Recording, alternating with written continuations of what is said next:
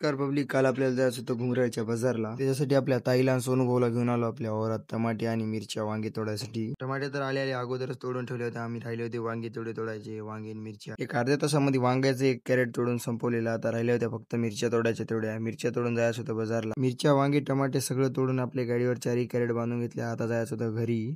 घरी येऊन सगळ्यात पहिलं आंघोळ वगैरे केली. आपली जर्किंग घेतली आणि निघालो परत घुंगराळ्याला जायसाठी. जर्किंग कशासाठी घेतली तर पावसाचं वातावरण आहे. पाऊस वगैरे आला तर म्हणून जर्किंग सोबत ठेवली. कारण गेल्या वेळेस भिजून आलो होतो. अर्ध्या तासात आपल्या घुंगराळच्या बाजाराला येऊन बसलो. आपली जागा तर माहितीच आहे तुम्हाला, खंडोबाच्या मंदिरापाशी. आज भाजीपाला थोडा जास्तच होता. वांगे, टमाटे, मिरच्या आणि भोपळा आणि देवडांगर 4-5 आयटम होते आपल्या. सध्या पित्रे चालू असल्यामुळे देवडांगर आणि भोपळा आणि वांगा जास्त चालते. आल्या तर आपल्या वांग्याची भोवणी झाली, कारण वांगा एकच नंबर होता आपला. थोड्या वेळाला आपल्या मामाश्रीने चहा आणली पियासाठी. फुकटचा चहा पिऊन लागलो परत कामाला. मग काय आपल्याला तर गिऱ्हाईक चालूच होता. टमाटा काय आपला एक नंबरच होता सगळं माल. तर पब्लिक आमच्याकडे टमाट्याचा भाव 20 रुपये किलो चालू आहे. तुमच्याकडे काय चालू आहे कमेंट मध्ये नक्की सांगा. शेवटी 6-7 वाजेपर्यंत आपला सगळा माल विकला. फक्त देवडांगर आणि भोपळा तेवढा राहिला. उरलेले देवडांगर आणि भोपळे गाडीत टाकले आणि निघालो परत आपल्या घरी जायसाठी. ज्याची भीती तेच झालं वाटणं. पाऊस चालू झाला अर्ध्यात आलं की. चला म्हणलं आता भिजतच जावं घरी. थांबण्यात काही मतलब नाही. व्हिडिओ आवडला असेल तर फॉलो करून टाका. नसेल आवडला तर तुमचा मोबाईल फोडून टाका. मी जातो घरी आता.